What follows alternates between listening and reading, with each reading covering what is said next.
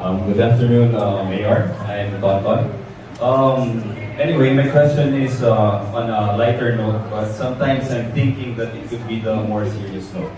So I'd like to ask, with regards to your vast experience regarding conflict resolution, which is more difficult, managing a conflict with an aggressive individual, most likely a terrorist, or managing a conflict with your wife or with this experience regarding conflict resolution is applicable with our wives.